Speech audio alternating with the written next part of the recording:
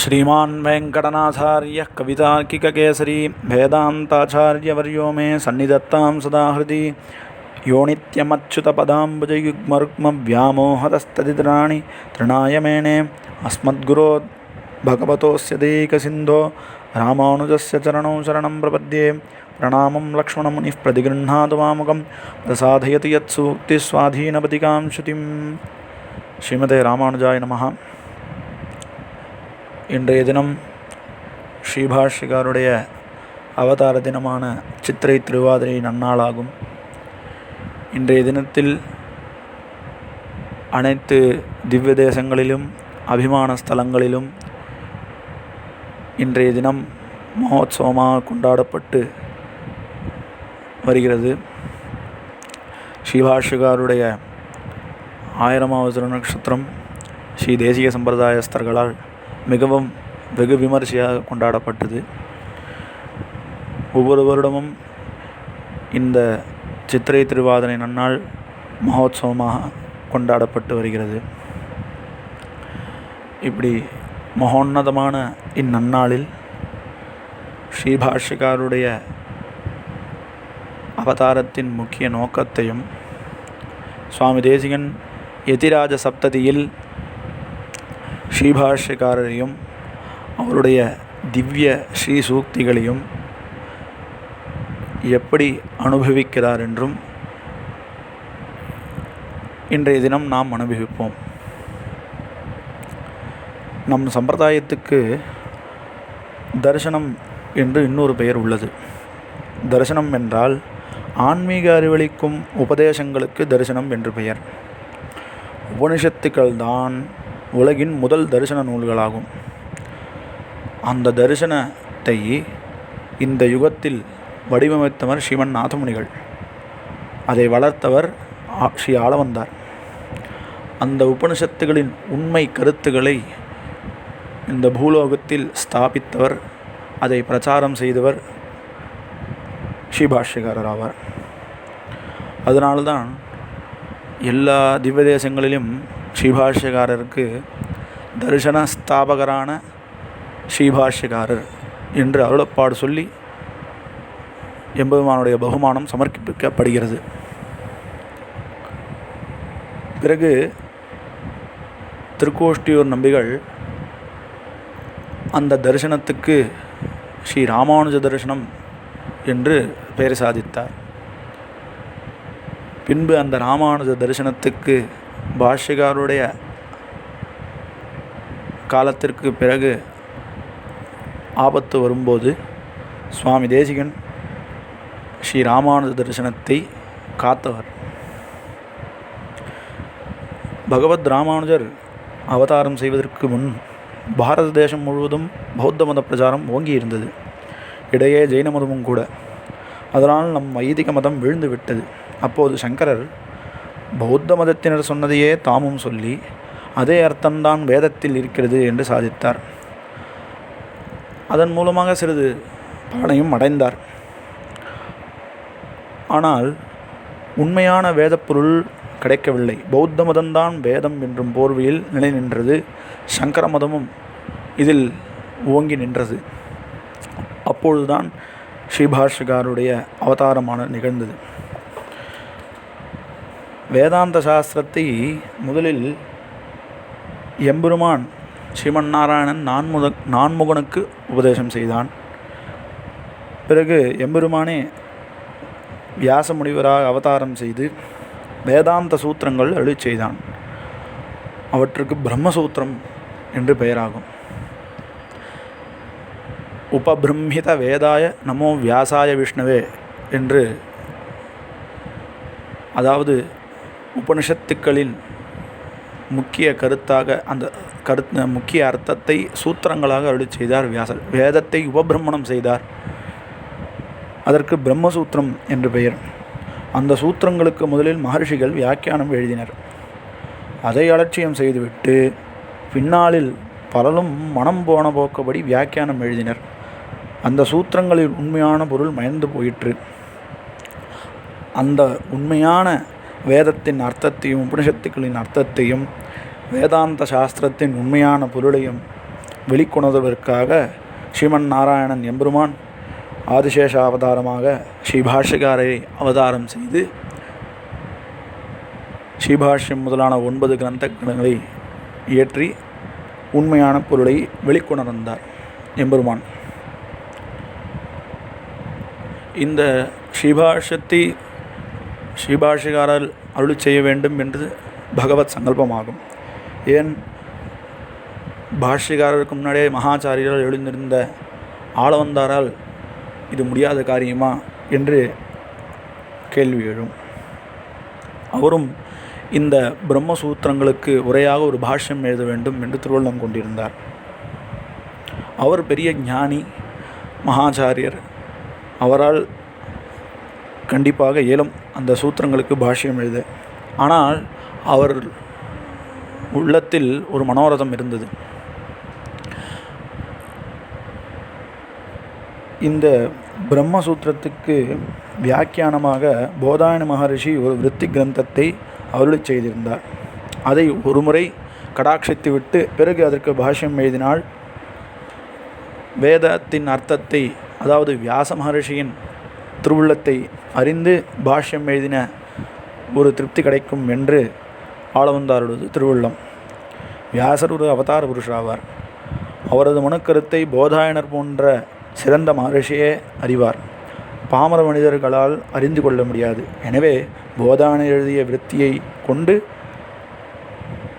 ஸ்ரீ வியாசருடைய திருவுள்ளத்தை அறிய வேண்டும் என்று ஸ்ரீ ஆளவந்தாருடைய திருவுள்ளம். அக்காலத்தில் நடந்து செல்ல வேண்டும். அது காஷ்மீர தேசத்தில் சாரதா பீடத்தில் ஒரே ஒரு பிரதி மட்டும் இருந்தது. அதை எடுத்துக்கொண்டு வந்து பாஷ்யம் எழுதுவது மிகப்பெரிய அனாயாசமாக காரியமாகும். அதனால் ஸ்ரீ ஆளவந்தாரால் அதை பார்த்து பாஷ்யம் எழுதுவதற்கு இயலாமையால்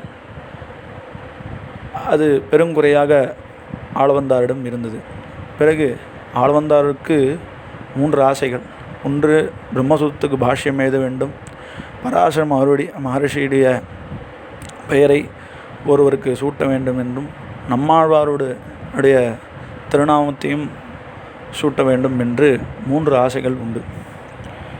அந்த சமயத்தில் ஸ்ரீபாஷ்யகாரர் ஸ்ரீபெரும்புதூரில் அவதாரம் செய்து பின்பு காஞ்சிபுரத்தில் யாதவ பிரகாசத்தில் பாடம் கேட்டுக்கொண்டு அச்சமயத்தில் ஸ்ரீ தேவபெருமாளுக்கு சாலக்கிரண தீர்த்தங்கள் செய்து கொண்டிருந்த சமயத்தில் ஆளவந்தார் ஸ்ரீபாஷ்யகாருடைய விசேஷங்களை கேட்டறிந்து அவர்தான் இந்த சம்பிரதாயத்துக்கு அடுத்த ஆச்சாரியர் என்று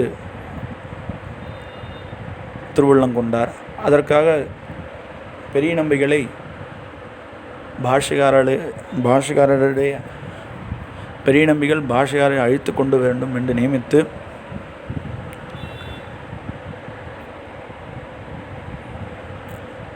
நியமித்தார். ஸ்ரீபாஷ்யகாரர் ஸ்ரீரங்கம் எழுந்துவதற்கு முன்பாகவே ஆளவந்தார் திருநாடு அலங்கரித்தார். அதை கேள்வியுற்று ஸ்ரீபாஷ்யகாரர் ரொம்பவும் மனக்லேசமுற்று ஆளவந்தாருடைய சரம திருமேனியை சேவித்து அதில் ஆளவந்தாருடைய 3 விரல்கள் மடங்கி இருந்ததை அங்குள்ள பெரியோர்களின் ஏன் மடங்கியிருக்கு என்று வினவினார். அதாவது ஆளவந்தாருக்கு 3 குறைகள் உள்ளன. பிரம்மசூத்திரத்துக்கு ஸ்ரீபாஷ்யம் எழுத வேண்டும். விஷ்ணு புராணம் அருளிய பராசரன் நினைவாக ஒரு வைஷ்ணவருக்கு அவர் பெயரை இட வேண்டும் என்றும், நம்மாழ்வார் பெயரை ஒருவருக்கு இட வேண்டும் என்று 3 குறைகளையும் அங்கே தெரிவித்தனர்.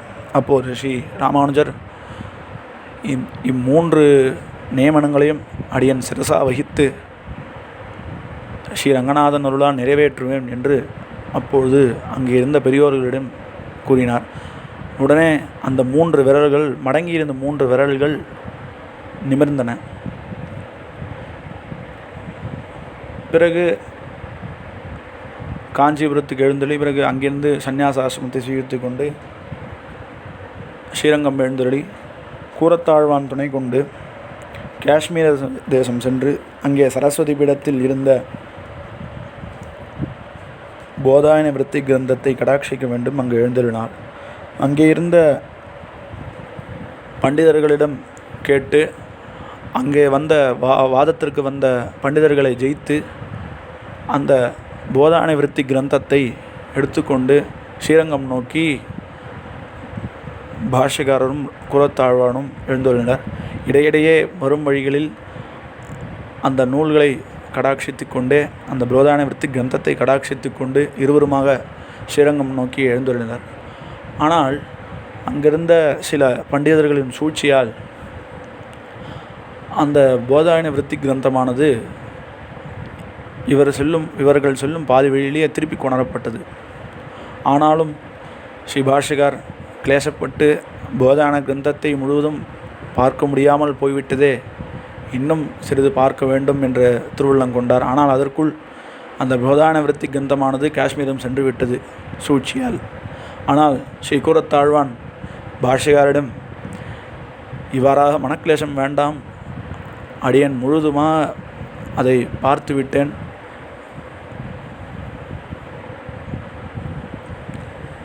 பிரம்மசூத்திரத்துக்கு பாஷ்யம் எழுதுறதுக்கு அடியன் துணையாக கொண்டு இருக்கிறேன் என்று கூரத்தாழ்வான் சாதித்தார். பிறகு ஸ்ரீரங்கம் எழுந்துருளி அந்த போதான விருத்தி கிரந்தத்தை அடியொற்றி வியாசருள்ள பிரம்மசூத்திரத்துக்கு ஸ்ரீபாஷ்யக்காரர் பாஷ்யம் அருளி செய்தார் கூரத்தாழ்வாரின் துணை கொண்டு. அதாவது கூரத்தாழ்வார் எந்த விதத்தில் இதில் உதவியாக இருந்தார் என்றால், ஏனென்றால் போதான விருத்தி கிரந்தத்தை ஸ்ரீபாஷ்யக்காரர் முழுமையாக கடாட்சித்து விட்டார்.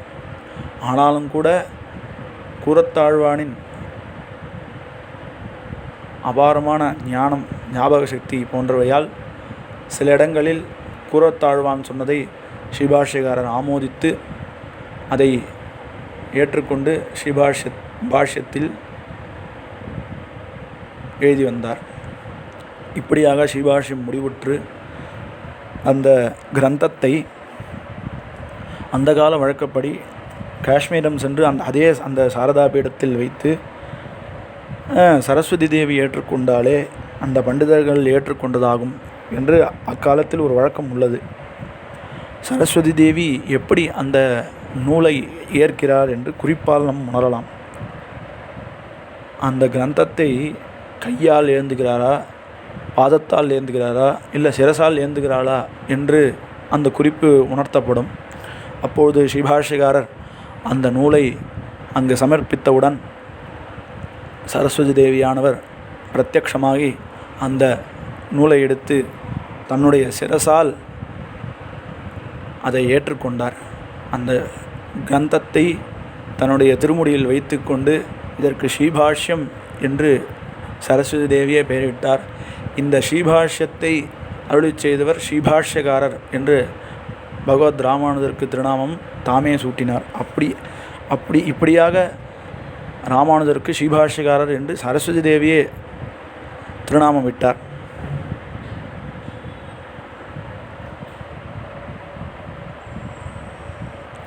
பிறகு தாம் ஆராத்திய தெய்வமான ஸ்ரீ லக்ஷ்மி ஹயக்ரீவ மூர்த்தியை ஸ்ரீபாஷ்யக்காருக்கு பிரசாதித்தொருளி தம்முடைய ஆராத்திய தெய்வத்தை திருவாராதனம் செய்து வருமாக நியமித்தார். இப்படியாக ஸ்ரீபாஷ்யத்தை பின்பு ஸ்ரீரங்கம் எழுந்தருளி அனைத்து ஸ்ரீ வைஷ்ணவர்களுக்கும் காலக்ஷேபம் அருளி செய்து பின்பு அது வழியாக திருக்குறுகுறை பிரான் பிள்ளான் எங்களாழ்வான் நடாதுரம்மாள் சுவாமி தேசிகன் என்று குரு பரம்பரையாக வழியாக இன்று வரை நாம் ஸ்ரீபாஷ்ய காலக்ஷேபம் செய்து வருகிறோம். பின்பு ஸ்ரீபாஷ்யம் முதலாக கொண்டு வேதாந்த தீபம் சாரம் என்று 2 நூல்களாகும் ஸ்ரீபாஷ்யக்காரை ஏற்றினது.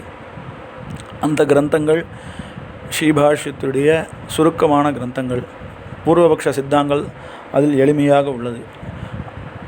அடுத்து வேதார்த்த சங்கிரகமாகும். வேதார்த்த சங்கிரகம் உபனிஷத்துகள் வேதங்களுடைய அர்த்தங்களை கீதை, விஷ்ணு புராணம் போன்ற இதிகாசங்களுடைய அர்த்தங்களையும் அடக்கி கொண்டது. இன்றும் ஸ்ரீபாஷ்யத்தை காலக்ஷேபம் செய்வதற்கு முன்பாக ஸ்ரீ வேதார்த்த சங்கிரகத்தை நாம் நன்கு அபியசித்தால் ஸ்ரீபாஷ்யம் எளிமையாக புரிந்துவிடும் என்று பெரியோர்கள் பணிப்பர். ஏனென்றால் அந்த வேதார்த்த சங்கிரகத்தில் ஸ்ரீபாஷ்யத்தின் சுருக்கமான அர்த்தங்கள் அருளி செய்யப்பட்டுள்ளன. பின்பு கீதா பாஷ்யக்காரர் அனுகிரகம் செய்கிறார். பகவத்கீதைக்கு கண்ணபிரான் அருளி செய்த பகவத்கீதைக்கு உரையாக கீதா பாஷ்யத்தை அருளி செய்கிறார் பாஷ்யக்கார்.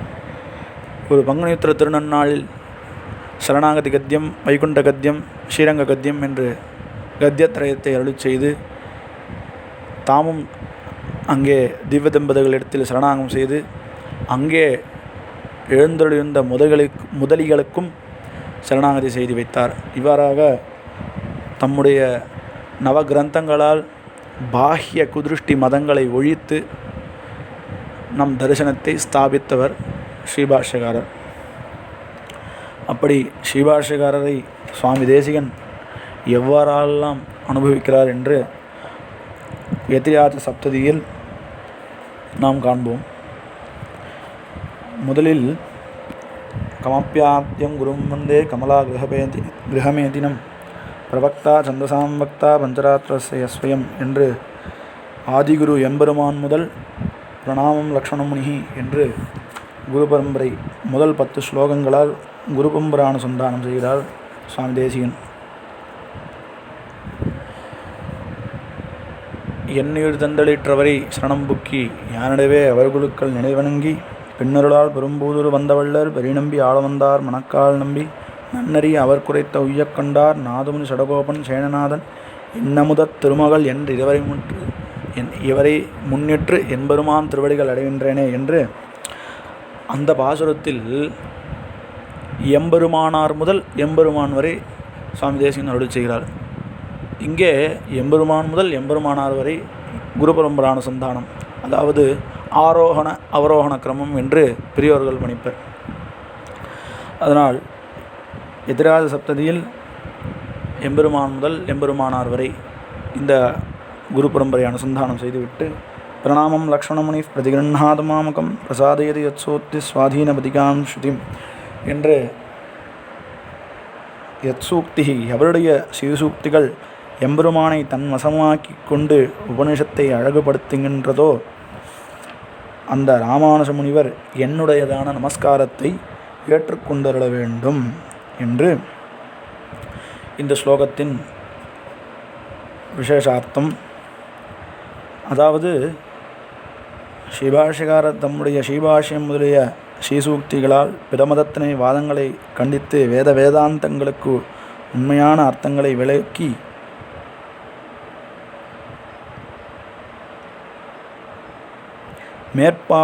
மேற்பார்வைக்கு முரண்பட்டவனாக சிற்றறிவினருக்கு தோன்றும் உபனிஷத் வாக்கியங்களை உண்மையில் சிறிதும் முரண்பாடின்றி அருளி செய்தவர் ஸ்ரீபாஷ்யக்காரர். அப்படி எழுந்தெழுந்த ஸ்ரீபாஷ்யக்காரருக்கு தாம் நம் நமஸ்காரத்தை தெரிவிக்கிறார் சுவாமி தேசிகன். அடுத்த ஸ்லோகமாக உபவீதின மூர்த்வபுண்டரமந்தம் திரிஜகத் புண்ணியபலம் திரிதண்டஹஸ்தம் சரணாகத சார்த்தவாகமீடே சிகையா சேகரிடம் பதிம்யதீனாம். இது ஸ்ரீபாஷ்யக்காருடைய திருமேனி வர்ணனமாகும். எப்போதும் சுவாமி தேசிகன் தன்னுடைய ஸ்ரீசூக்திகளில் எம்பெருமானுடைய திருமேனி வர்ணனம், தேவநாயக பஞ்சாயத்தில் எம்பெருமானுடைய திருமேனி வர்ணனம் என்று அநேக ஸ்தோத்திர பாடங்களில் எம்பெருமானுடைய திருமேனி வர்ணனம், பகவத்யான சோபானத்தில் ஸ்ரீ ரங்கநாதனுடைய திருமேனி வர்ணனம் என்று அருளி செய்கிறார். இங்கே ஸ்ரீபாஷ்யக்காரர் சந்நியாசாசிரமம் ஸ்வீகரித்து கொண்டு அவர் எப்படி இருப்பார் என்று ஓரளவு நாம் தெரிந்தாலும் சந்நியாசாசிரமத்தில் உள்ளவர் இப்படிதான் எழுந்தருளிருக்க வேண்டும் என்று எதிகளுக்கெல்லாம் ராஜாவான ஸ்ரீபாஷ்யக்காரர் இப்படி எழுந்திருந்தார் என்று நமக்கு காட்டுகிறார் சுவாமி தேசிகன். எப்படி என்றால், உபவீத்தினம் யக்யோபவீதத்தை அணிந்தவராய், ஊர்த்வபுண்டரவந்தம் ஊர்த்வபுண்டத்தை தரிப்பவராய், திரிஜகத் புண்ணியபலம் உலகத்தின் புண்ணியத்தின் பலனாய், திரிதண்டஹஸ்திரம் திரிதண்டத்தில் கையில் ஏந்தியவராய், சரணாகத சார்த்தவாகம் சரணாகத சார்த்தவாகம் என்பதனால் தன்னை சரணமடைந்தவர்களின் கூட்டத்துக்கு தலைவராக எதிராஜரான சிகையா சிகையுடன் சேகரினம் பதிம் யதீனாம் பதிம் சந்நியாசிகளுக்கு தலைவராக ஸ்ரீபாஷ்யக்காரரை நான் துதிக்கிறேன் என்று இந்த ஸ்லோகத்தில் எழுதி செய்கிறார். அதாவது பாஹ்ய குதிருஷ்டி மதங்களில் சந்நியாசிகள் எப்படி இருப்பார் என்றால், அவர்கள் துறவரம் பூண்டால் யக்ஞோபீதத்தையும் ஊர்துவகுண்டத்தையும் விட்டு ஒழிந்து ஏகதண்டத்தை ஸ்வீகரித்து கொண்டு தலையை முண்டம் செய்து கொண்டு நித்திய கர்மங்களை விட்டு அவர்களுடைய சந்நியாசத்தை ஸ்வீகரிப்பார். அப்படியெல்லாம் இல்லாத நம்முடைய ராமானுஜ தரிசனமானது நித்திய கர்மாக்களையும் தர்மசாஸ்திரங்களையும் அடியொற்றி நடக்க வேண்டும் என்பது பாஷ்யக்காரருடைய திருவுள்ளம்.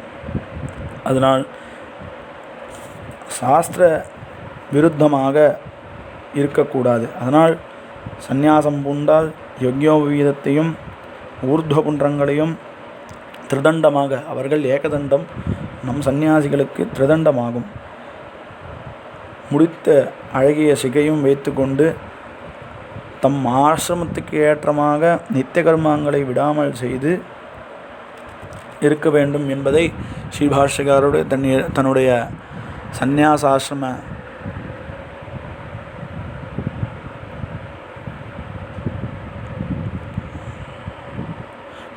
சந்நியாசாசிரமத்தில் காட்டியருளினார். சந்நியாசி என்பவர் எப்படி இருக்க வேண்டும் என்றும் அவருடைய தர்மங்களையும் அவர்களுக்குண்டான நித்திய கர்மாக்களையும் சாஸ்திர முறைப்படி செய்து இவ்வுலகுக்கு எடுத்துக்காட்டாக எழுந்துள்ளினார்.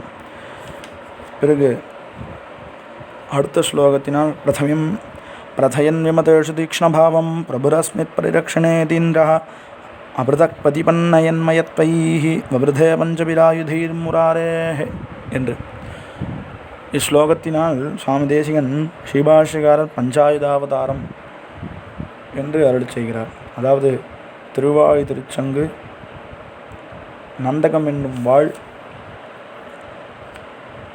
கௌமேதகம் என்னும் விதை, சார்கம் என்னும் வில் என்று அந்தந்த நித்திய சூரிகளுக்கு தேவதையாக கொண்ட இந்த 5 திருவாயுதங்களும் ஒன்று சேர்ந்து ஸ்ரீபாஷ்யக்காரராக அவதாரம் கொண்டது. ஸ்ரீபாஷ்யக்காரர் சத்வகுணம் தலையெடுக்க பெற்றவராயும் வேதாந்தத்துக்கு முரண்பட்டான பொருள்களை கூறும் பிற மதத்தினர் விஷயத்தில் வாதப்பொருளில் அவர்களை வென்று நின்றார். அப்பேற்பட்ட ஸ்ரீபாஷ்யக்காரர் நமக்கு நல்வழி செய்ய வேண்டும் என்று சுவாமி தேசிகன் அருள் செய்கிறார். அடுத்த ஸ்லோகத்தினால் சுவாமி தேசிகன் எம்பெருமான் கண்ணனுக்கும் எம்பெருமானாருக்கும் சிலேடையாக ஒரு ஸ்லோகம் அனுகிரகிக்கிறார். ஷமிதோதய சங்கராதிகர்வः சுபலா துத்ருத யாதவ பிரகாசः அவரோபிதவான் ஸ்ருதேரபார்த்தான் நனு ராமாவரஜ சயேஷ பூயः.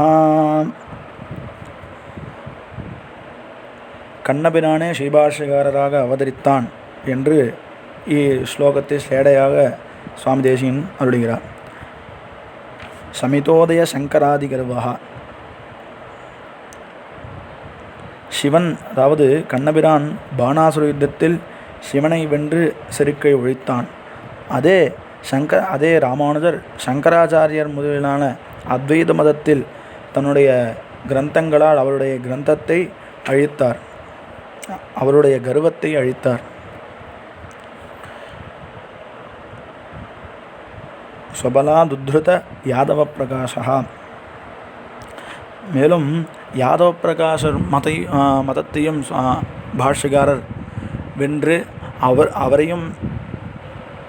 அவர் தன்னை ஆசிரித்த போது தன்னை சிஷ்யனாக ஏற்றுக்கொண்டார். அதேபோல் எம்பெருமான் கண்ணனும் யாதவர்கள் கம்சனால் நலிவடைந்து மதிப்பை இழந்து நின்றபோது தன் வலிமையினால் கம்சனை கொன்று அவர்களை கை தூக்கி நிறுத்தினான். இப்படியாக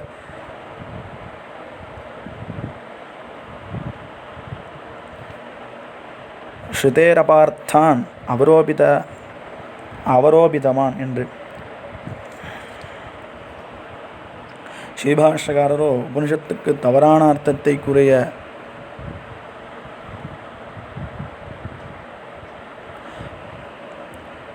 மற்ற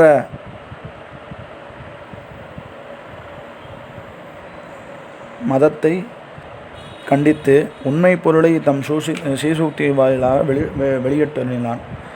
அதேபோல் எம்பெருமான் கண்ணனும் அர்ஜுனனுக்கு எதிரியாக உள்ளவரை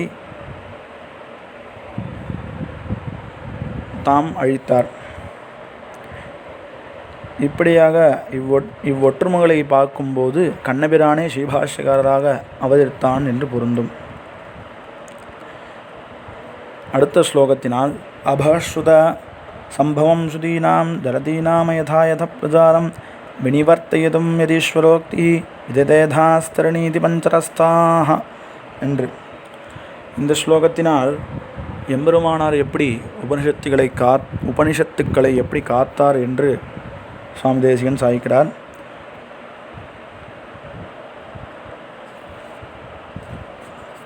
உபனிஷத்துக்கள் அனாதியானவை. சதாச்சாரியர்களும் பணிந்து கேட்டாலன்றி உபனிஷத்துகள் விளங்காது. அவற்றின் உண்மை பொருளை காணவும் முடியாது.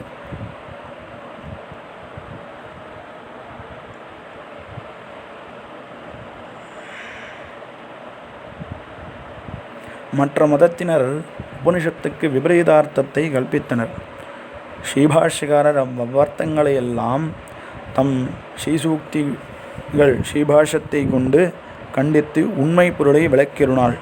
அவர் உறுதியான நியாயங்களை காட்டி நேரடியான பொருளை ஸ்தாபித்தபடியால் கூண்டில் வைத்த கிளிபோல் உபனிஷத்துக்கள் நன்கு காக்கப்பட்டன என்று இஸ்லோகத்தின் பொருளாகும். அமுனா தபனாதிசாய பூம்னா எதிராஜேன நிபத்த நாயகஸ்ரீஹி மகதி குருபந்தி ஹாரயஷ்டி விபுதானாம் ஹிருதயங்கமா விபாதி என்று. இந்த ஸ்லோகத்தினால் குருபங்கிஹி, அதாவது ஆச்சாரிய குரு பரம்பரையில் எம்பெருமானார் நாயகமணியாக திகழ்கிறார் என்று.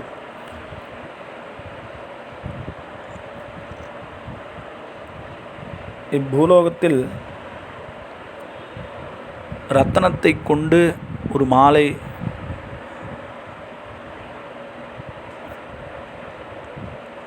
அமைத்தால் அதில் நாயகமணியாக ஒரு பெரிய ரத்னம் அமைந்திருக்க வேண்டும்.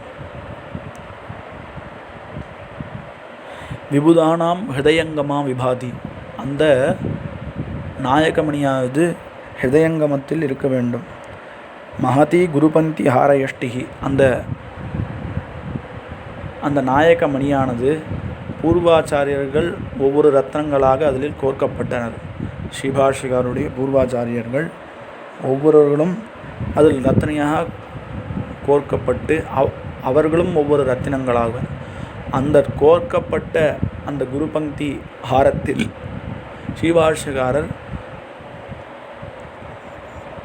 நாயகமணியாக எதிராஜேன நிபத்த நாயகஸ்ரீஹி என்று அந்த குரு பரம்பரை ஹாரத்தில் நாயகமணியாக ஸ்ரீபாஷ்யக்காரர் இருக்கிறார் என்று சுவாமி தேசிகன் சாய்க்கிறார். மேலும் சூரியனானவன் தனது ஒளியால் வெளியுருளை மட்டுமே போக்க வல்லவன். சுவாமியோ தன் பிரம்ம தேஜஸால் வெளியருளியும் அறிவின் சுடரால் நம்முடைய அஞ்ஞானத்தின் ஒழிப்பதால் சூரிய காட்டிலும் மேம்பட்டவர் என்று சுவாமி தேசிகன் சாய்க்கிறார்.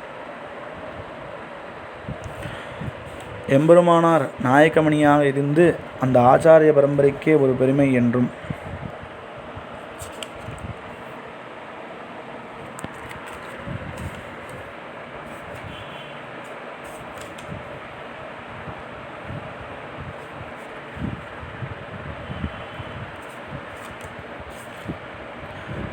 நாதஸ்ஸயேஷயமினாம் நகரஸ்மிஜாலைः அந்தர்நிலீனமபனீயதமோமதீயம் விஜானசித்திரமனகம் லிகதீவ சித்தே வியாக்கியானகேலிரசிகேன கராம்புஜேன. இஸ்லோகத்தினால் எம்பெருமானாருடைய ஞானமுத்திரையுடன் பெருமையை சாதிக்கிறார். முதலில் உலகில் சித்திரம் எழுதுவன் சுவரில் உள்ள அழுக்குகளை நீக்கி அதை தூயதாக்கி அதன்பே அழகிய சித்திரத்தை வரைவான். அதுபோல எதிராஜரான ஸ்ரீபாஷ்யக்காரர் உபதேசம் செய்ததற்கு உரிய ஞானமுத்திரையோடு சேவை தருகின்றார். அவருடைய திருக்கை விரல் நகங்களை சேவிக்கும் போது நாம் அவற்றின் ஒளிக்கற்றை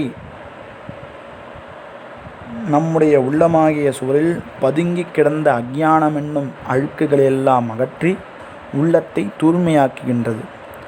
அத்தகைய உள்ளத்தில் ஸ்ரீபாஷ்யகாரர் உபதேசமுத்திரையுடன் துளங்கும் தம் வளர் திருக்கை தாமரையாக துரிகையால் உயர்ந்த தத்துவஞானம் என்னும் அழகிய சித்திரத்தை வரைகிறார் என்று சுவாமி தேசிகன் இஸ்லோகத்தில் அனுபவிக்கிறார். உத்கிருண்ணதீனுபனிஷத்ஸு நிகூಢமர்த்தம் சித்தே நிவேஷயிதுமல்பதியாம் ஸ்வயன்னः பஷ்யேம லக்ஷ்மணமுனேः பிரதிபன்னஹஸ்தாம் உன்னித்ரபத்மசுபகாம் உபதேசமுத்ராம்.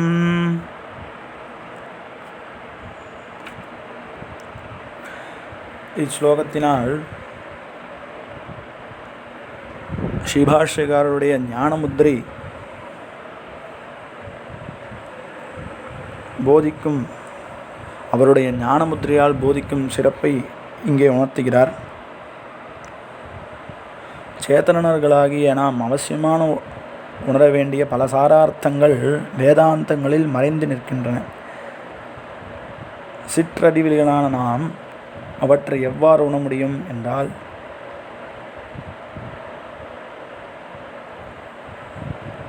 அவற்றை நமக்கு உபதேசித்து நம் உள்ளத்துக்கு பதிய செய்ய திருவுள்ளங்கொண்டார் எம்பெருமானார். அவ்வுபதேசத்தை தாமே செய்ததற்கு ஏற்ற ஞானமுத்திரையை தம் திருக்கையால் கொண்டு உபனிஷத்துக்களில் மறைந்துள்ள அர்த்தத்தை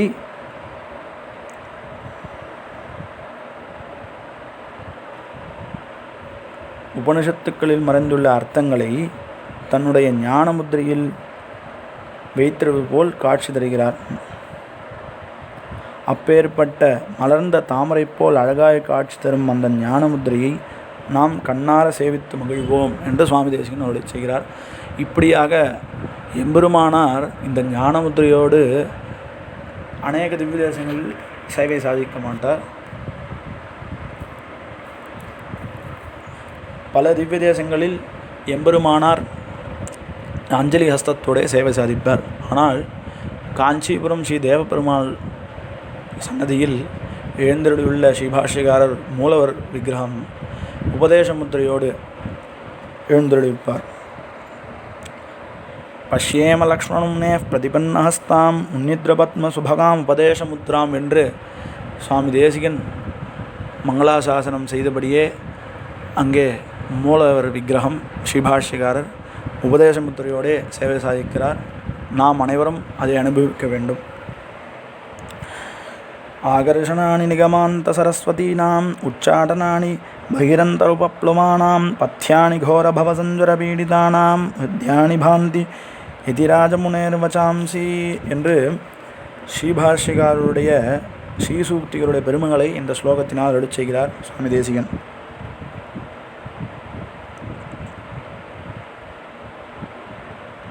ஸ்ரீபாஷ்யகாரர் எதிராஜ முனேகே ஸ்ரீசூக்திகளானது வேதாந்த வாக்கியங்களை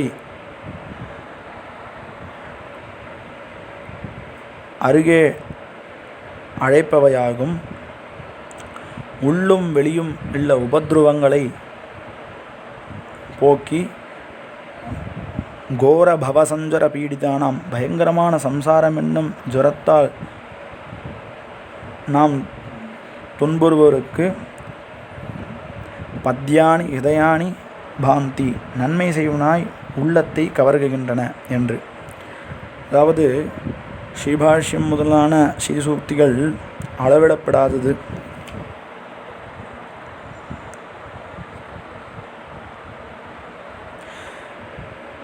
அந்த கிரந்தங்களை கொண்டு உள் உபத்திரங்களையும் வெளி உபத்திரங்களையும் சுவாமி தேசிகன் போக்குகிறார். வேதாந்தத்துக்கு புறத்துன்பம் அகத்துன்பம் இரண்டு உண்டு. வேதத்தை ஏற்காத பிரமதத்தினால் வரும் துன்பம் புறத்துன்பம்.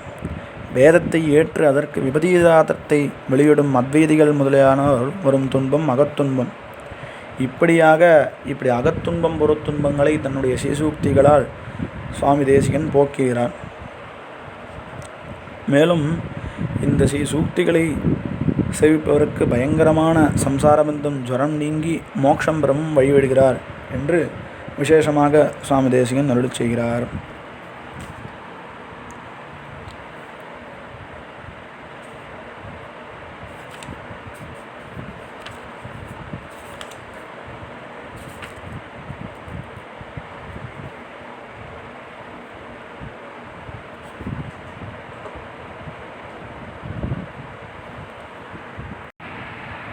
மேலும் சுவாமி தேசிகன்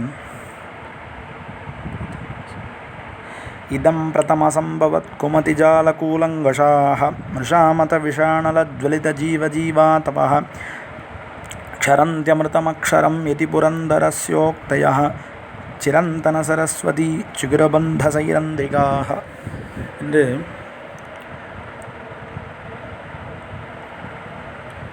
புதிதாக தோன்றுகின்ற பிற மதத்தின் கூட்டத்தை வேறறுப்பவராய் பொய்யே கொண்டு மதமாகிய விஷங்கலந்த தீயினால் விஷாணல ஜுவலித எரிந்த ஜீவாத்மாக்களை பிழைப்பிக்கும் மருந்துகளாய், அதாவது பிரம்மசத்தியம் ஜெகன்மித்யா ஜீவோ பிரம்மைவனாபரஹா என்றும் நிரீஸ்வரவாதத்தையும்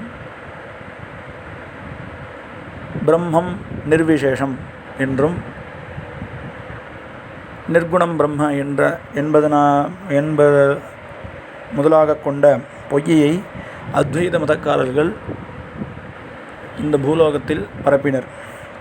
அப்பேற்பட்ட விஷாணல ஜுவலித என்று விஷங்கலந்த அந்த பொய்யை சிரந்தன சரஸ்வதி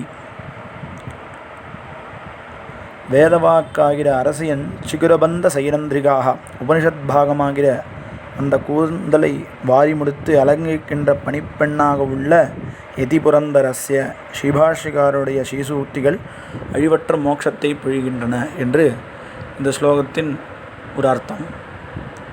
அதாவது அத்வைதர் கூறிய அந்த பிரம்மசத்தியம் ஜெகன் மித்யை என்ற பொய்களை ஸ்ரீபாஷ்யக்காரர் தன் ஸ்ரீசூக்தி மூலமாக போக்கெழுதினார். இதற்கு விசேஷமாக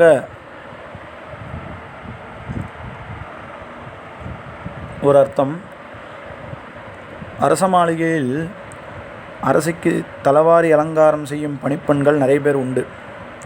அவர்கள் அரசியின் கலந்த கூழ்களை ஒன்று கூட்டி வாரி முடித்து நேர்மையாக்குவர். அதேபோல் அனாதியான வேதமென்னும் ஸ்ரீயின் கூந்தலாகிய உபனிஷத்துகளின் வாக்கியங்களுக்கு தோன்றியவாறு பொருள் கூறி அலங்கோலப்படுத்தியிருந்தனர் பிற மதத்தினர். ஸ்ரீபாஷ்யம் முதலிய ஸ்ரீசூக்திகள் உபனிஷத் வாக்கியங்களுக்கு ஒன்று முரண்படாத நேர்பொருளை கூறி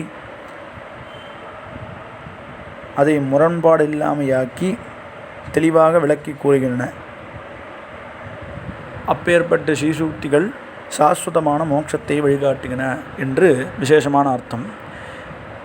இங்கே சிரந்தன சரஸ்வதி சிகுரபந்த சைரந்திரிகாக என்ற கடைசி 4ஆம் அடிக்கு பழமையான ஒரு ஐதிக்கியம் பெரியோர்கள் பணிப்பர். அந்த 4ஆம் அடிக்கு ஏற்றவாறே ஸ்ரீபாஷ்யக்காரரே ஸ்ரீ தேசிகனாக அவதாரம் பண்ணார் என்று கொங்கு விராட்டின் விருத்தாந்தின் மூலமாக நாம் இப்போது அறிவோம். ஒரு சமயம் ஸ்ரீபாஷ்யக்காருடைய அந்திம காலத்தில் வித்வான்களான சிஷ்யர்கள் அவர் அருகில் வந்து ஸ்ரீபாஷ்யக்காரிடம் விஞ்ஞாபனம் செய்தனர். நம் சித்தாந்தத்தை ஸ்தாபிக்க சிறந்த ஆச்சாரியர் யாரும் இல்லையே என்று வருத்தப்பட்டனர். அவ்வார்த்தையை கேட்டு ஸ்ரீபாஷ்யக்காரர் நம் சிஷ்யான கொங்கு பிராட்டியின் இல்லத்திற்கு சென்று அவளை பாருங்கள், உங்கள் கவலை நீங்கும் என்று சாதித்தார். உடனே அவர்களும் கொங்கு பிராட்டியின் இல்லம் சென்று அவளை சந்தித்தனர். கொங்கு பிராட்டியானவர் அவர்களை உள்ளே அழைத்து உபசாரம் செய்து ஸ்ரீபாஷ்யக்காரர் சொன்ன விஷயத்தை அருளிச்சு சொன்னார்கள். அப்பொழுது கொங்கு பிராட்டி உள்ளே சென்று தைலம், சீப்பு, சிவப்பு கயிறு, வெளுப்பு கயிறு என்று எடுத்து கொண்டு வந்து அவர்கள் எதிரில் அமர்ந்தாள். தன் கூந்தலை அவிழ்த்து தன்னுடைய கேசத்துக்கு தைலம் தடவி சிக்கல்களை நன்கு நீக்கி வாரி பின்னலாக பின்னி சிவப்பு கயிற்றால் நன்கு கட்டினாள். சிறிது நேரம் கழித்து வெள்ளைப்பட்டு கயிற்றால் இறுக்கி கட்டி இவர்களை சேவித்து விடை கொடுத்து அனுப்பினாள். இதை அனைத்தும் சரியாக அறிய முடியாத சிஷ்யர்கள் எம்பெருமானாரிடம் திரும்ப வந்து கொங்கு பிராட்டி கூறுவதன் பொருள் என்ன என்று வினவினர். பிறகு எம்பெருமானாரே தாம் அதற்கு விடையளிப்பதாக கூறி, வேதத்தின் வடிவே அந்த பெண் கொங்கு பிராட்டியானவர்.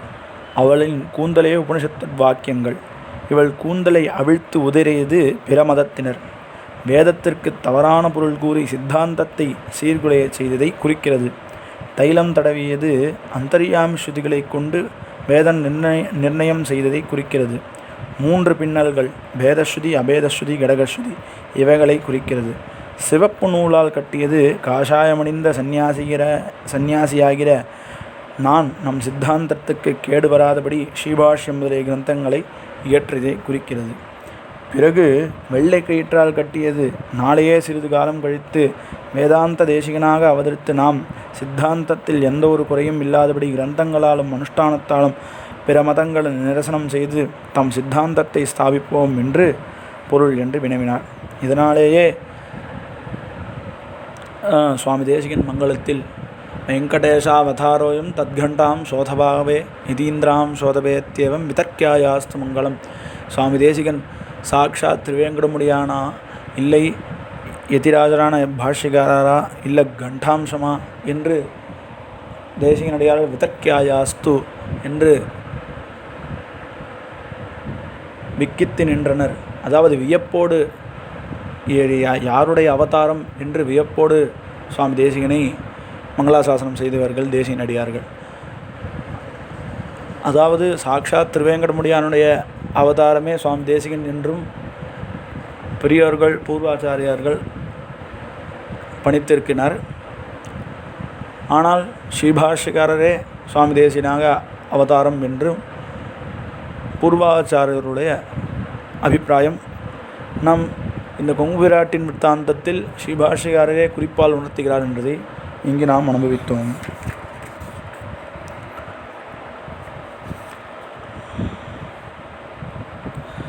மேலும் கணாத பரிபாடிபி கபில கல்பனா நாடகைஹி குமாரில குபாஷிதை குருடிபந்தன கிருந்திபிஹி ததாகத கதாசதைஸ்ததனுசாரி ஜல்பைரபி பிரதாரிதமிதம் ஜகத் பிரகுணிதம் யதீந்திரோக்திபிஹி என்று இந்த உலகுக்கு ஸ்ரீ பாஷ்யக்காரர் எந்த மாதிரியான உபகாரங்களை செய்தார் என்று இந்த ஸ்லோகத்தில் சுவாமி தேசிகன் சாய்க்கிறார்.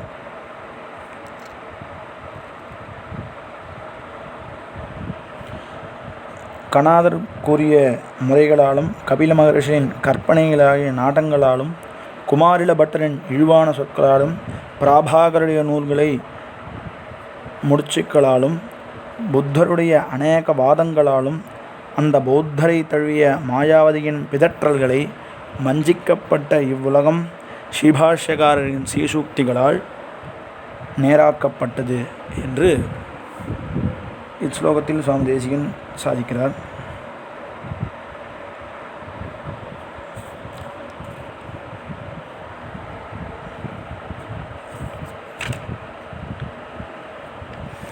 மேலும் இந்த ஸ்லோகத்தினால்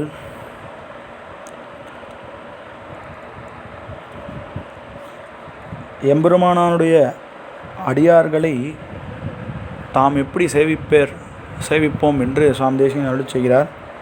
யதீஸ்வர சரஸ்வதி சுரபிதாஷாயனாம் சதாம் மகாமி சரணாம்புஜம் பிரணதிசாலினாமூலினாம் ததந்தியமதுதுர்மதஜ்வலிதச்சேதசாம் வாதினாம் சிரஸ்ஸு நிஹிதம் மயா பதமதக்ஷிணம் லக்ஷ்யதாம் என்று.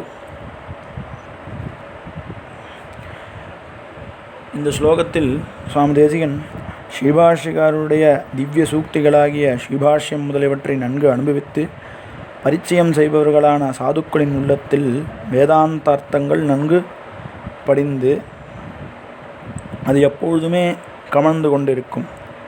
இந்த பெருமையை பெற்ற நம் பூர்வாச்சாரியருடையவும் சாத்விகர்களாக இருக்கிற பெரியோருடைய திருவடி தாமரையை அடியேனுடைய முடியால் என்னாலும் வணங்கி தரிக்கின்றேன் என்று சுவாமி தேசிகன் சாதிக்கிறார். அதாவது சுவாமி தேசிகன் ஸ்ரீபாஷ்யக்காரருடைய வேதார்த்தங்களை அனுபவித்திருக்க பூர்வாச்சாரியருடைய திருவிடை தாமரை தன் திருமுடியால் தாங்குகிறார் என்று அருளி செய்கிறார். மேலும் ஆனால் ஸ்ரீபாஷ்யக்காரர் அன்றி மற்றவர்களின் மதத்தில் மிக்க பற்று கொன்று அவற்றில் சேர்ந்து உள்ளத்தில் வீண் செருக்கினால் உள்ளமழிய பெற்ற பிரதிவாதிகளின் தலைகளில் தன் இடது பாதத்தை வைத்து அழுத்துவதை உலகினர் காண்பர் என்றும் சுவாமி தேசிகன்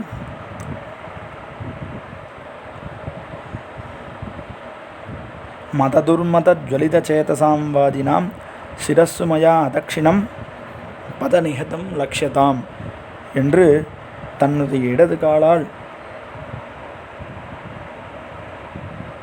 வைத்து அழுத்துவதை என்று சுவாமி தேசிகன் இந்த ஸ்லோகத்தினால் சாதிக்கிறார். அதாவது ஸ்ரீபாஷ்யக்காரர் ஸ்ரீசுக்திகளை கொண்டாடுபவர்களை தன் திருமுடியால் தாங்கி அப்பேற்பட்ட ஸ்ரீபாஷ்யக்காரின் ஸ்ரீசுக்திகளை இகழ்பவருக்கும் பிற மதத்தினரை தம் இடது திருவடியால் அழுத்துவதையாகவும் இஸ்லோகத்தில் சுவாமி தேசிகன் அருளிச் செய்கிறார்.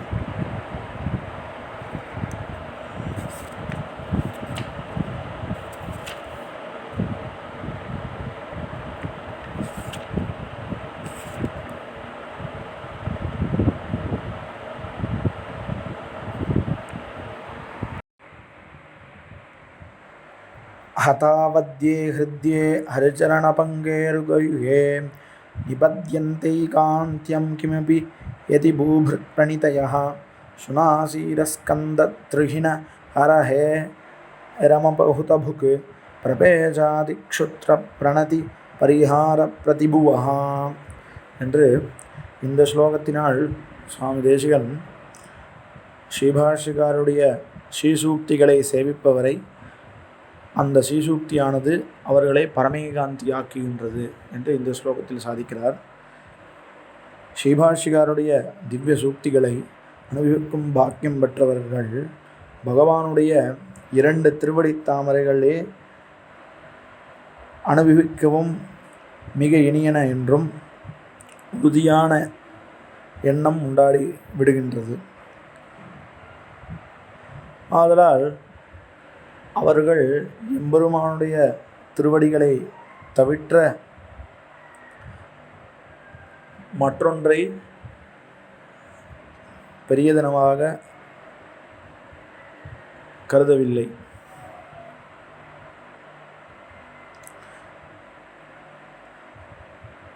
அவர்கள் அற்ப பலன்களை தருகின்ற இந்திரன், முருகன், பிரம்மன், சிவன், விநாயகன், அக்னி, சூரியன் முதலான சொல்ப பலனையே தரவல்ல இந்த தெய்வங்களை வழிபட மாட்டார்கள். ஸ்ரீபாஷ்யக்காரருடைய சூக்திகள்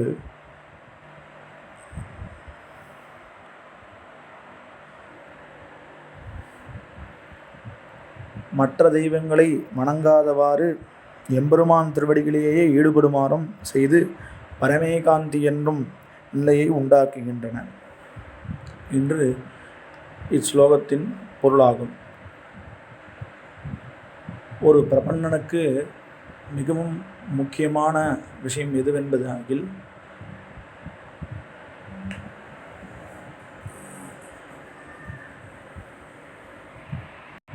தேவதாந்திர சம்பந்தம் அறவே கூடாது. பிரபத்தி செய்தவன் தேவதாந்திர சம்பந்தத்தோடு கூடியிருக்க மாட்டாது. ஏனென்றால் அச்சம்பந்தம் இத்தேகாவசானம் வரை விடுமளவும் இருந்தால் பிரபத்தியே பலிக்குமா என்ற கேள்வி எழுகின்றது. சுவாமி தேசிகன் அதை தம்முடைய கிரந்தத்தில் சாதித்தருள்கின்றார். தேவதாந்திர சம்பந்தம் அறவே கூடாது என்பதை சுவாமி தேசிகன் தாம் இயற்றிய கிரந்தங்களை சாதித்திருக்கிறார். அப்படி தேவதாந்திர சம்பந்தம் வராதவாறு ஸ்ரீபாஷ்யக்காருடைய ஸ்ரீசூக்திகள் நம்மை வழிநடத்துகின்றன என்று இஸ்லோகத்தின் மூலமாக சுவாமி தேசிகன் சாதிக்கிறார்.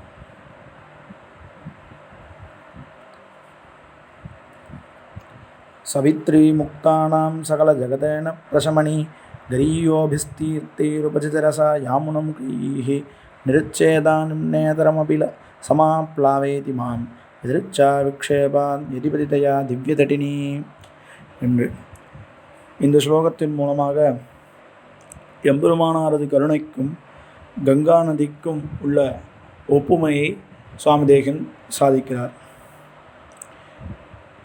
கங்கா நதியானது முத்துக்களுக்கு உற்பத்தி இடமாய் உள்ளது. தன்னில் நீராடும் அனைவருடைய பாவங்களையும் போக்க வல்லது. யமுனை, சரஸ்வதி முதலிய நதிகளும் இதில் வந்து சேருவதால் மேலும் நீர் மிகுதியாக பெறுகின்றது, மற்றாமல் ஓடுகின்றது, ஜீவநதியாகவும் இருக்கிறது. அதேபோல் ஸ்ரீபாஷ்யக்காரர் சேத்தனர்களுடைய உள்ள கருணை கங்கா நதி போல் வெள்ளமிட்டு ஓடுகின்றது, முக்தர்களை உண்டாக்குகின்றது. அதாவது முக்தி பெற விரும்பும் சேதனர் அவருடைய கருணைக்கு இலக்காகியே தீர வேண்டும். அவருடன் பக்தி கொண்டு அவரது கருணையை பெற அவர் ஸ்ரீசூக்திகளை சேவித்து அவற்றில் கூறிய சாதனத்தை செய்தாக வேண்டும். அவருடைய கருணையை பெறும் சேதனர்கள் அனைவருடைய பாபங்களும் தொலைந்து போகும். மேலும் பூர்வாச்சாரியர்களான ஆழ்வார், நாதமுனிகள், ஆளவந்தார் முதலிய ஆச்சார்கள் கருணையோடு காட்டிய வழியே இன்னும் சிறப்பாக அவர் உலகுக்கு காட்டி விளக்கியபடியால் அவரது கருணைக்கு ஒரு விசேஷம் தனி ஏற்றமாகிறது. அதாவது பூர்வாச்சாரியருடைய தன் மதானுசாரேன என்று ஸ்ரீபாஷ்யத்தில் வருகிறது.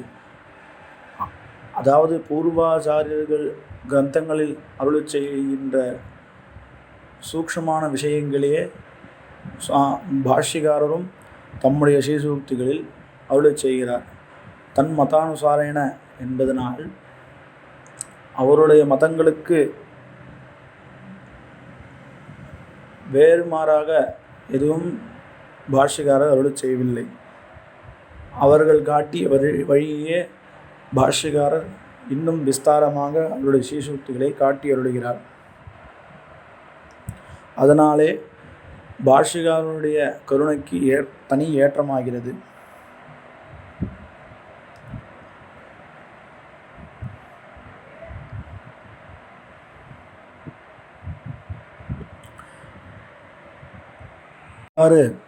அவருடைய ஸ்ரீசூக்திகளை சேவித்து அவருடைய திருவடிகளில் பக்தி கொண்டேன். அவருடைய கருணையாகிய திருவடிகளில் நன்கு மூழ்கினேன் என்றும், அவர் ஸ்ரீசூக்திகளை மறுபடியும் அதை சேவித்து அவர் கூறிய உபாயத்தை செய்து பாபங்களை தொலையப் பெற்று மோட்சத்துக்கு உரியனாகிறான் சேத்தனன் என்று சுவாமி தேசிகன் அருள் செய்கிறார்.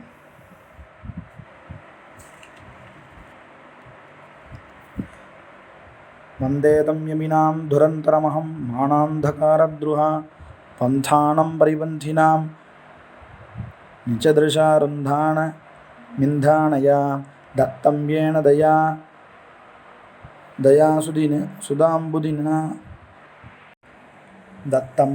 தயா சுதாம்புனிதினா பீத்வா விசுத்தம் பய காலேன கல்சைல கிருஷ்ணதிலதः காங்ஷாதிகம் வருஷதி என்று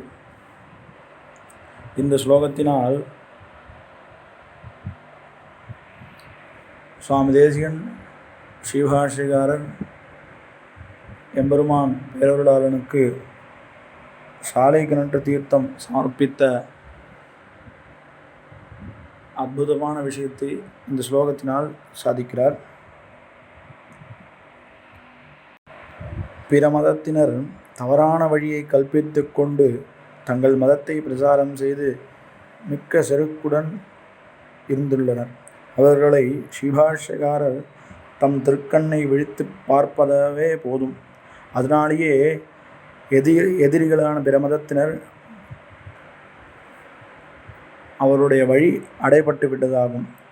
அவருடைய அகங்காரமும் துவம்சமாகி விடுகின்றன. ஸ்ரீபாஷ்யக்காரரானவர் கருணைக்கு உறைவிடம், கருணையும் அமுதத்துக்கு கடல் போன்றவர்.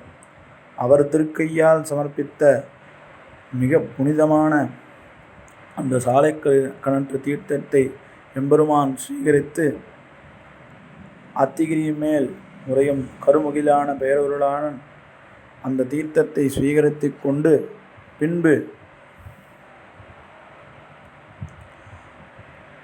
உரிய காலத்தில் சேத்தனர்களாகிய நாம் விருப்பத்துக்கு அதிகமாகியும் நமக்கு அந்தந்த பலனை பொழிகின்றான். எப்படியென்றால், உலகில் கருமுகில் கடல் நீரை முகந்து மலை மீது அமர்ந்து மிகுதியான மழை நீரை பொழிகின்றனோ, காலேன கரிசைல கிருஷ்ண ஜலத காங்ஷாதிகம் வருஷதி என்று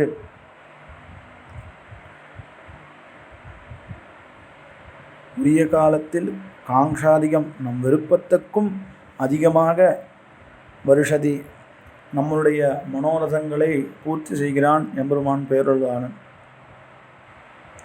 இவ்வாறு பேரொருளானுக்கு தீர்த்த கைங்கரியம் செய்துடைய ஸ்ரீபாஷ்யக்காரரை நான் வணங்குகின்றேன் என்று சுவாமி தேசிகன் இஸ்லோகத்தின் மூலமாக தெரிவிக்கின்றார்.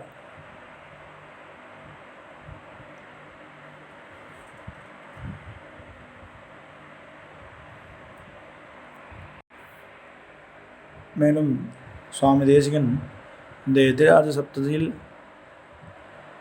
முக்கியமான இன்னொரு ஸ்லோகத்தை அருள் செய்கிறார்.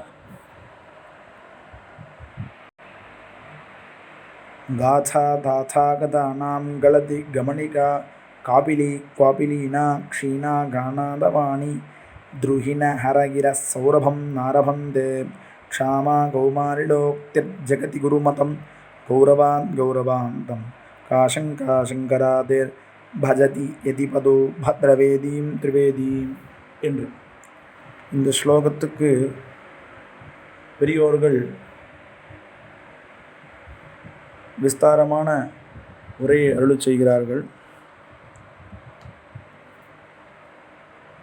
வேதங்களே அனைத்துக்கும் மூலப்பிரமாணமாக இருந்துள்ளது. அவற்றுக்கு பிரமதத்தினர் கூறிய விபரீதார்த்தங்களையெல்லாம் ஸ்ரீபாஷ்யக்காரர் கண்டித்தார். உண்மை பொருளை விளக்கி சித்தாந்தத்தை ஸ்தாபனம் செய்தார். எப்படியென்றால், ஒரு பேரரசன் தன்னை எதிர்த்து வந்த பகைவரெல்லாம் வென்று தன் ராஜ்யத்தை நிலைநாட்டி கொண்டு சிங்காசனத்தில் அமர்கிறானோ, அவ்வண்ணமே எம்பெருமானாரும் 3 வேதங்களையும் ஒன்று சேர்த்து ஒரு மங்களமான சிங்காசனமாக்கி வேதாந்தமாகி அதன் முடியில் முடிசூடி எழுந்தருளியுள்ளார். இந்த நிலையில் பிற மதங்கள் இருந்தவிடம் தெரியாமல் ஒழிந்தன. எப்படி என்றால், பத்ரவேதி ஜகதி தாதா காதாந்தகதானாம் பௌத்தர்களின் காதா பேச்சு கலத்தி நழுவுகின்றது. குவாபிலீனாம் கபிலருடையதான வழி ஏதோ ஒரு இடத்தில் பதுங்கிவிடுகின்றது. காணாத வாணி கணாதருடைய வாக்கு க்ஷீணா அழிந்து விடுகின்றது. ரிஹிணஹரஹிரஹா சௌரபம் நாரபந்தே சிவனுடைய மதஸ்வர்கள் சௌரபம் மனத்தை நாரபந்தே வீசுவதில்லை.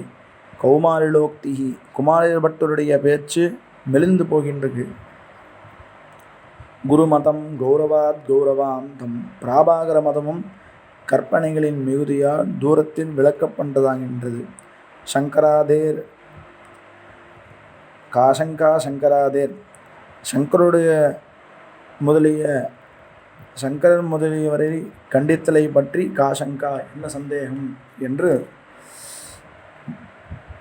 மற்ற மதங்களால் படும் பாட்டில் சங்கரர் அவருக்கு துணையான பாஸ்கரர் யாதவர் இவர்களை கண்டித்தலை பற்றி பேசவும் வேண்டுமோ காசங்கா என்று அவர்களின் மதம் பிரமாணத்தை தழுவியதன்று என்பது மத்தியஸ்தருக்கு காட்ட வேண்டியது ஒன்றே செய்ய வேண்டியதாகும்.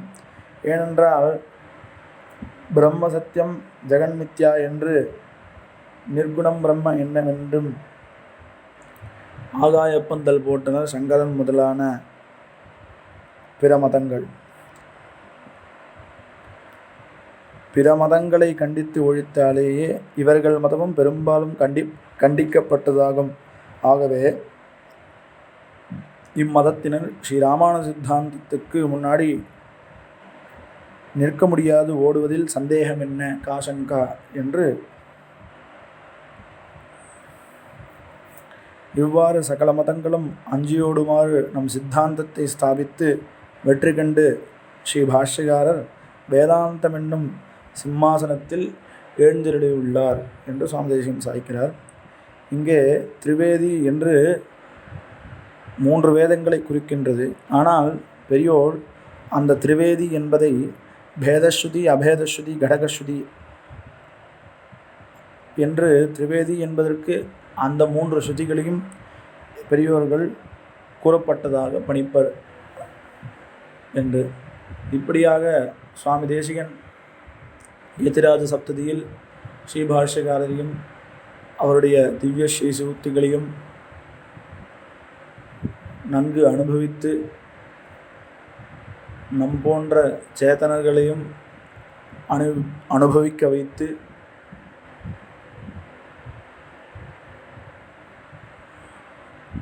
நம் எல்லோரையும் உஜ்ஜீவிக்கிறார் சுவாமி தேசிகன் என்று கூறி அமைகிறேன். கவிதார்க்கிக சிம்ஹாய கல்யாண குணசாலினே ஸ்ரீமதே வெங்கடேஷாய வேதாந்த குரவே நமஹ.